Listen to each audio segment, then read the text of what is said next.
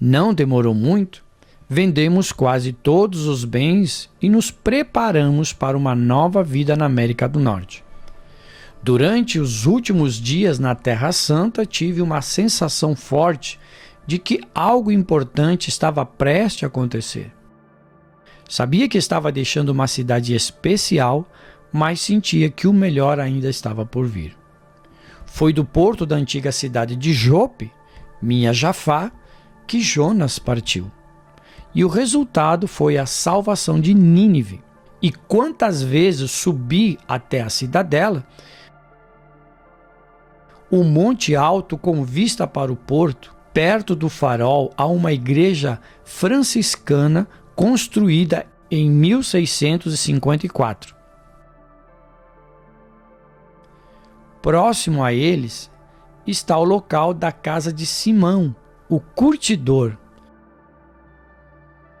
onde o apóstolo Pedro ficou por algum tempo e teve uma visão que mudou o mundo. Ao ouvir a voz de Deus dizendo para ele receber tanto os gentios quanto os judeus na igreja, Pedro respondeu: agora percebo verdadeiramente que Deus não trata as pessoas com parcialidade, mas todas as nações aceita todo aquele que o teme e faz o que é justo. Atos capítulo 10, versículo 34 e versículo 35.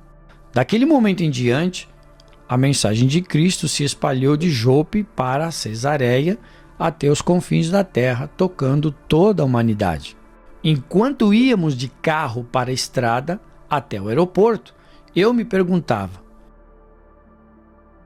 será que voltarei a ver esse lugar? Pensei nas freiras católicas que tão amorosamente tinham me educado.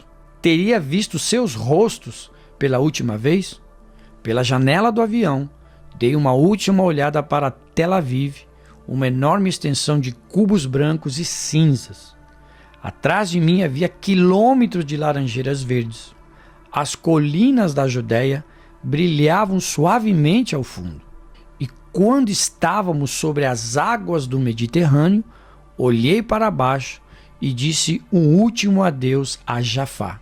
Havia um nó em minha garganta. Eu tinha 14 anos e era o único lar que tinha conhecido. A chegada da família Rim em Toronto, em julho de 1968, foi um evento não anunciado. E era assim que o meu pai queria. Nenhum comitê de boas-vindas nos esperava. E ele não tinha nenhuma oferta de trabalho. Chegamos com as roupas do corpo, alguns bens nas malas e um pouco de dinheiro do que tínhamos vendido em Jafá. Era o suficiente para um curto período de tempo. Nossa nova vida começou em um apartamento alugado. Que choque desembarcar de repente em uma cultura estrangeira. Eu podia gaguejar em diversas línguas, mas inglês não era uma delas. 1, 2, 3 era o máximo que conseguia. Mas papai tinha estudado inglês o suficiente para preencher uma proposta de emprego. E funcionou. Por mais incrível que pareça, ele aceitou o desafio de se tornar vendedor de seguros. Não sei se era o peso de criar uma família grande ou sua confiança natural ao lidar com pessoas, mas meu pai se tornou um sucesso imediato em sua nova profissão. E poucos meses depois, nos mudamos para nossa própria casa. Ficamos muito orgulhosos dela. A vida mudou rapidamente para mim. Em vez de ir a uma escola católica particular, ia à escola pública.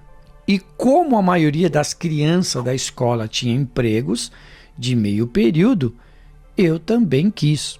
Vivíamos no distrito de Nova York, em Toronto, e perto havia um shopping center novo.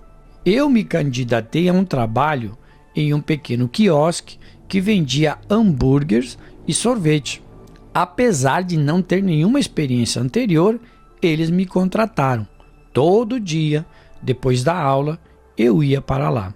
Um sábado, no entanto, entrei em um mercado e perguntei ao gerente: onde posso encontrar azeite de oliva? Preciso do maior jarro ou recipiente que você tiver. Claro que ele encontrou um grande. No dia seguinte, entrei orgulhosamente na igreja ortodoxa grega e cumpri a minha promessa a Deus. Coloquei o jarro na frente do altar e disse calmamente: obrigado, Senhor. Obrigado por nos trazer em segurança para nossa nova casa. Meu coração estava tão cheio quanto aquela jarra de azeite. No quiosque, fazia o meu trabalho. Por causa da minha gagueira, não conversava muito, mas me tornei um craque em servir o sorvete naquelas casquinhas. Trabalhava com um colega chamado Bob. E Bob ficou louco. Nunca vou esquecer o dia em 1970, quando fui trabalhar e descobrir que Bob tinha feito algo muito estranho. Havia colado pequenos pedaços de papel com versículos das Escrituras por toda a parede do pequeno quiosque. Achei que ele tinha enlouquecido. Sabia que ele era cristão. Tinha me contado isso. Mas não era um pouco demais? Pensei comigo mesmo: por que está fazendo isso? É para mim? Provavelmente conheço a Bíblia melhor do que ele. Finalmente, eu perguntei: qual é a ideia com esses pedaços de papel? Imediatamente, ele começou a me dar um testemunho. Achei que nunca pararia. E quando terminou, eu estava determinado a ficar o mais distante possível daquele doido. Por muito tempo tentei evitá-lo, mas era quase impossível. Afinal, tínhamos de trabalhar juntos. Ele sempre voltava ao tema da religião. Mas era mais do que isso. Ele queria falar sobre renascer, algo que não estava em meu vocabulário limitado, nem na minha visão das Escrituras. Bob finalmente saiu do emprego do quiosque, mas muitos dos seus amigos estavam na minha escola. E nos 2 anos seguintes fiz o máximo para evitá-los. Pensava: são um bando de esquisitos, pareciam doidos. Falavam como doidos. Eram exatamente o oposto das freiras que me educaram. Durante meu último ano na escola, pela segunda vez em minha vida, tive um encontro com o Senhor. Ele entrou no meu quarto e me visitou, dessa vez na forma de um sonho inesquecível.